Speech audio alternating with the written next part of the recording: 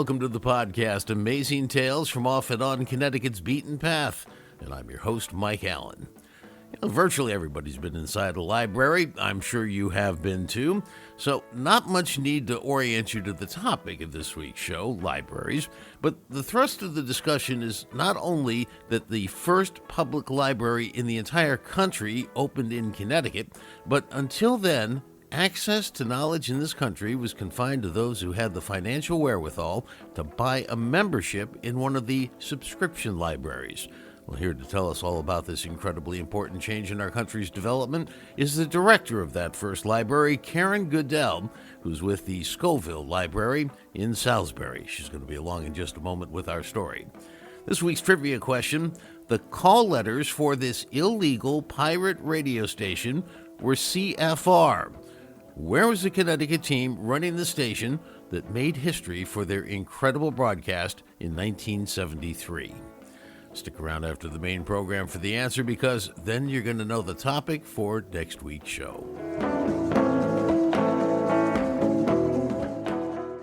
I think we all tend to take libraries for granted a little bit. They're always there when we need them, and they all have access to information that even the internet doesn't have, at least not yet.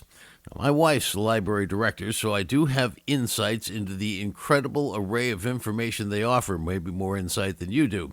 The full offering of a modern-day library would literally amaze you. It's simply a huge list that I guarantee you don't fully realize and appreciate.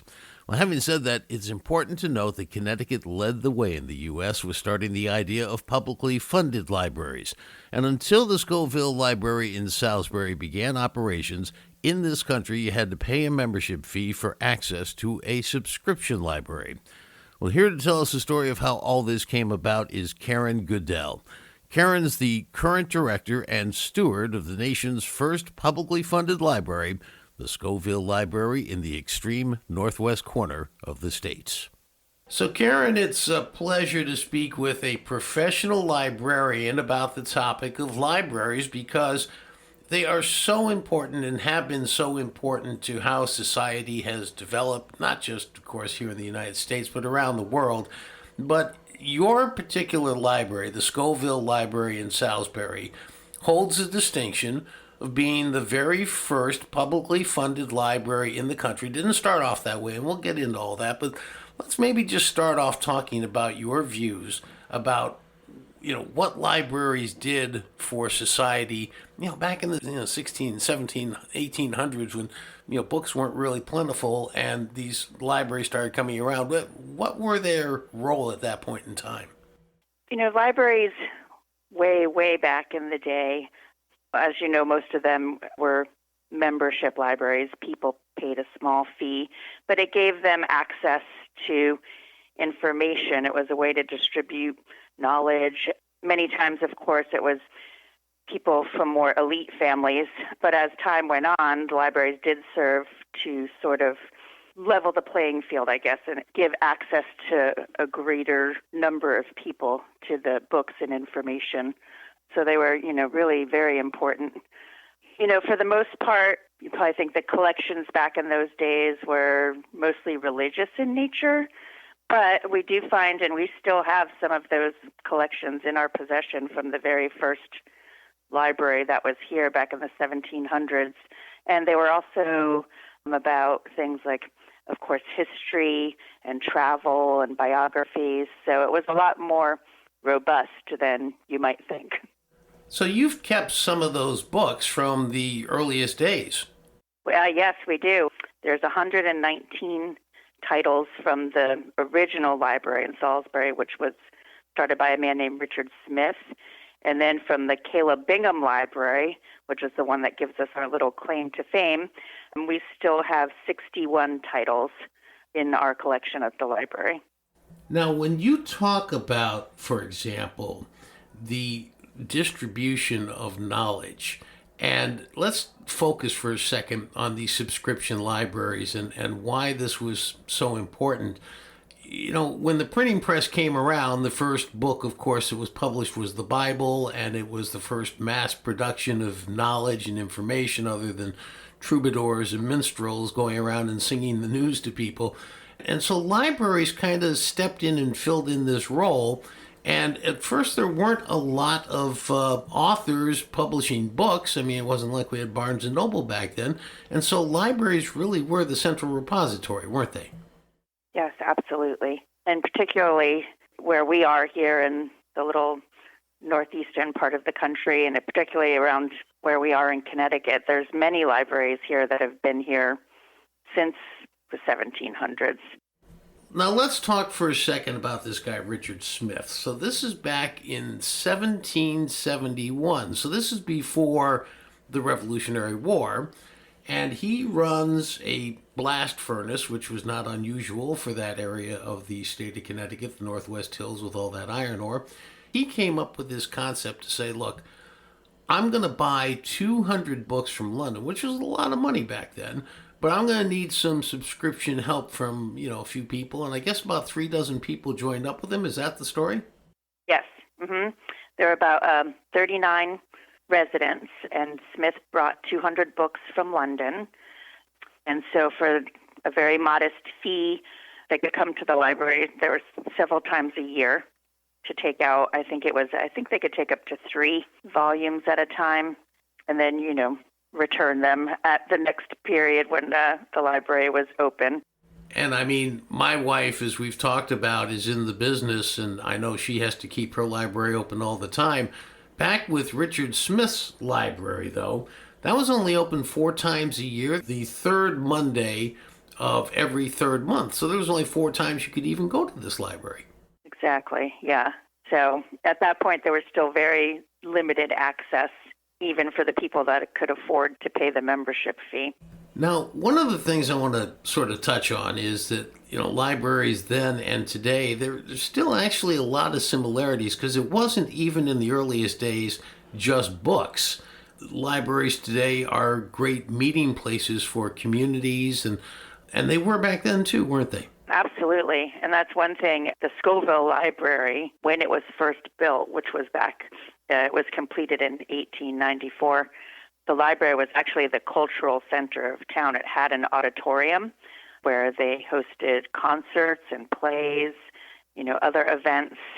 And, likewise, to this day, we still do that kind of thing. We don't have an actual auditorium or stage anymore, but as you know, most libraries are really evolving into being the community centers for the towns, particularly in small communities like where we are in Salisbury. Yeah, absolutely. And when you talk about, for example, this Caleb Bingham Library, let's sort of focus on that for a second. So this was the second library that came in, and it was, as I understood it, for youth. Is that true?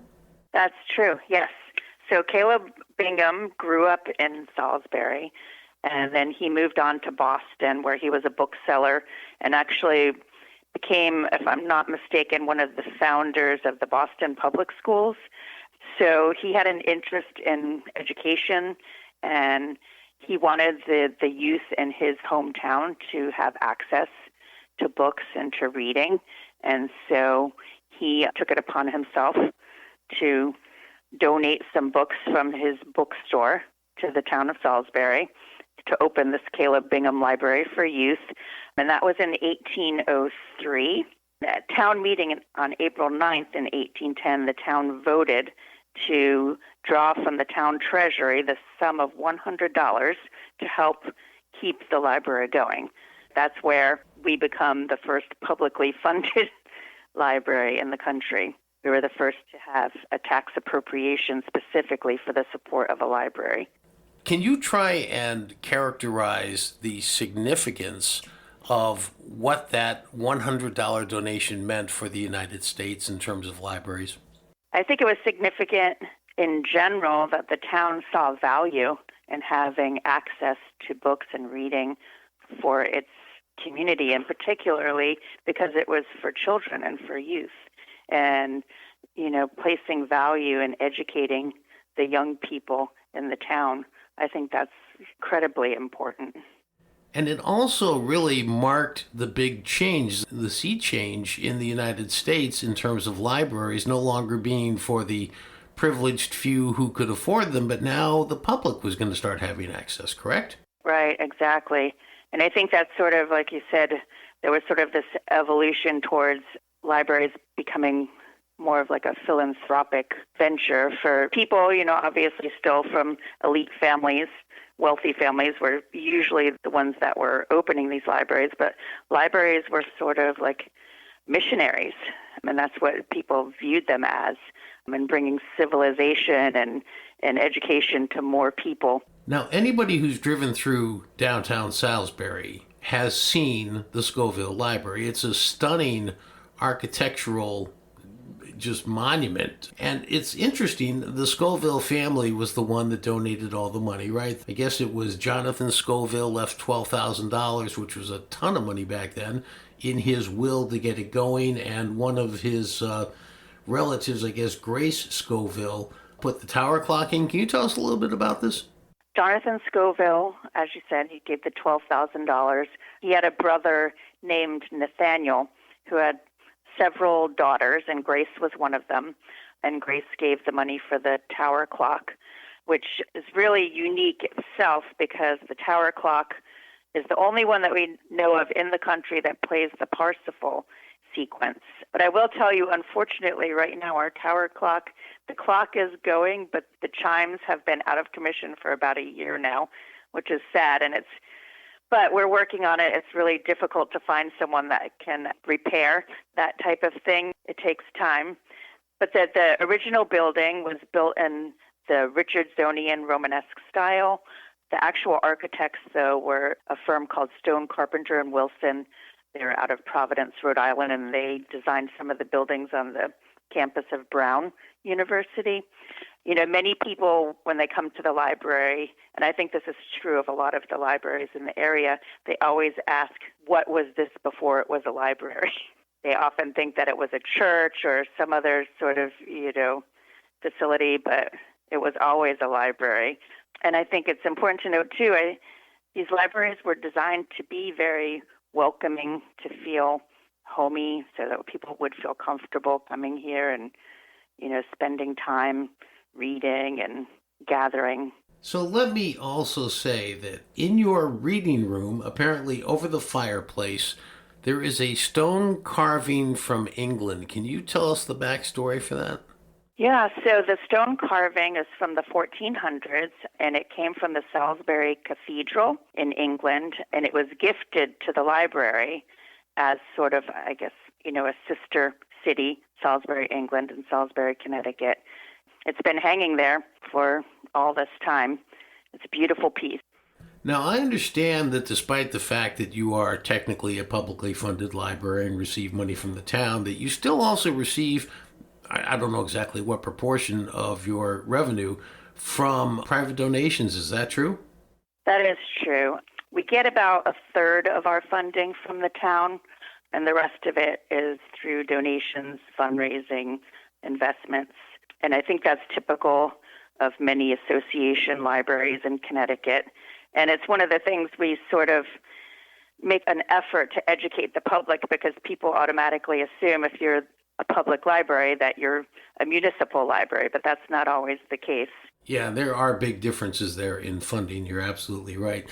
When you look at the building and you walk inside, I would imagine some people would expect that you have a room somewhere off the back with scrolls because it's so old and kind of Baroque looking, but actually you've got DVDs and streaming services. Modern libraries are quite something, aren't they? Yes, absolutely. Yeah, we do. We offer everything that a modern library offers, as you mentioned. We consider that our digital space is sort of a branch of the library in a way, where people can always, if they want to, have access to our collections. But I think one of the wonderful things about having a library that's been around for this long is we do have, as I mentioned earlier, not only those original collections, a lot of them, but so many things that have been otherwise collected over the years, artwork and different memorabilia. We're sort of, I would say, the historical repository for the town in many ways. So many libraries do fulfill that function. You know, the very first podcast episode I did, 175, 180 episodes ago, was with the outgoing director of the Mark Twain Library in Reading, and I asked her if she ever, felt the importance of working at the first library started by an author in this country. And she said she actually sometimes felt his presence at night when she was locking up alone. For you, you're working at a library that is the first publicly funded one in the entire United States. How does that make you feel when you walk in the morning? Is there a sense of pride? Oh, absolutely. Very much so. One of the sort of special things that we do here, we've kind of made it a tradition now, we've done it for 2 years in a row, is we do sort of the insider tour of the library. And it's really important and wonderful for our staff because to learn as we're doing it. They're also learning about the history of the library in the town, and it's a chance for the people in our community to really see some of these very old things and understand the significance and the stories behind the collections that we have here. There's one thing I wanted to make sure I know, because this is, one of the wonderful things that happens being in an old library is that oftentimes we uncover new stories and new historical facts and things that, it happens all the time. But a couple of years ago, there was a man who lived out in Oregon. He was doing some research for his family history, and he knew that there was a portrait of his 10th, I think, or 11th great-grandfather that existed, and he wasn't sure where it was. He thought it was somewhere in western New England, and he was calling around to all different historical societies and things, and he even had an article published in the Hartford Courant about his search. And along the way, it led him to speak to our then town historian. He called her and asked her if she knew anything of this portrait, and she didn't really know much about it, but we were lucky enough to have her predecessor, the town historian, was still living. So Jean called Catherine, and she said, "Oh, the portrait of Andrew Warner is in the vault at the Scoville Library." And lo and behold, we went down. We have an area downstairs called the vault where we have a bunch of very old and valuable things. And the portrait that this man was looking for was there. Andrew Warner, who's in the portrait, which we recently had appraised. It's actually from the 1600s, so a 17th century portrait, which Mr. Warner brought with him when he came to the colonies from England. And he was one of the people that followed Thomas Hooker to a land in the South, and which then became Connecticut. So he was one of the founders of Hartford, Connecticut, and his ancestors settled out this way in Salisbury, and that's how we ended up with the portrait.